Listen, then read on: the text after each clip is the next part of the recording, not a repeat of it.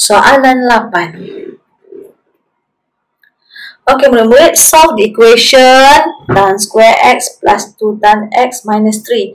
So, dekat sini dia dah bagi dah.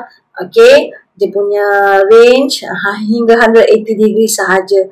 So, kalau cikgu lihat kat sini dah ada tan. Oh, kalau semua term dah sama, cikgu boleh terus faktor.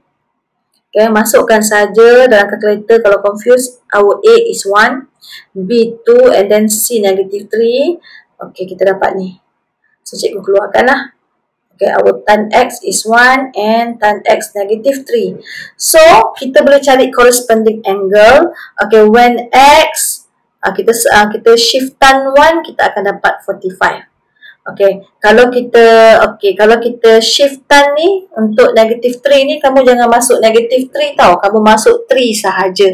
Negative tu bermaksud untuk menunjukkan corresponding angle tu berada di kuadran yang mana untuk negative.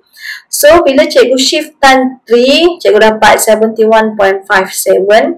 Okay, cikgu scratch kuadran. So, when tan negative dekat kuadran 2 and 4. Tetapi kita punya range sehingga 180. 180. Jadi, kuadran 4 ni tak termasuk. Okay, ni tak nak, tapi kita pilih kuadran 2. So, the theta in kuadran 2 adalah sini. 180 minus 71.56. Okay, kita dapatlah the theta for the quadrant 2. So, jawapannya adalah 45 and 108.43. Kita susun arrangement dia increase. Alright, selesai. Zas. Okay, so seterusnya, okay, diberi cos theta over 2 equal P. Okay, dengan keadaan theta ialah sudut tirus ataupun acute angle. Okay, express in terms of P. So, dekat sini tak ada masalah, sin theta over 2. Jadi, kita lukis dulu right angle triangle dekat acute angle. Ingat, acute angle adalah pada quadrant 1. So, kita form the right angle triangle. Our theta is theta over 2. And then, cos theta over 2 is P. Okay, actually P equal P over 1. That means cos is cah, adjacent hypotenuse. So, kita write down our P as adjacent. Sini adjacent, sini hypotenuse. Adjacent, this is hypotenuse.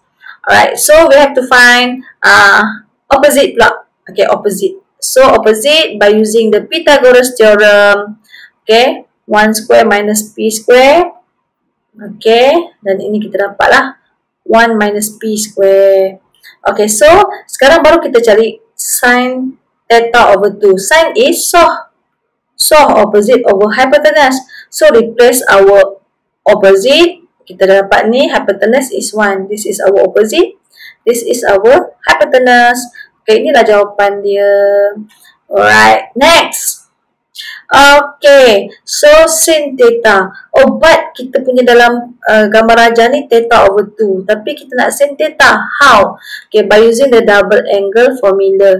So, angle kat sini double. Tapi kita nak A sahaja ataupun kita nak theta sahaja. Jadi, kita bahagi semua theta dengan 2. So, 2A bahagi 2, tinggal A lah. Okay, kita apply lah. So, macam ni. Bahagi 2, semuanya bahagi 2 macam ni. Alright, so kita boleh carilah. Kita dah ada sin theta over 2 tadi berapa. Letaklah. And then cos theta over 2, cos cah. Kita dah dapat tadi kan, P. Alright, so kita expand. Zas, dapat jawapan.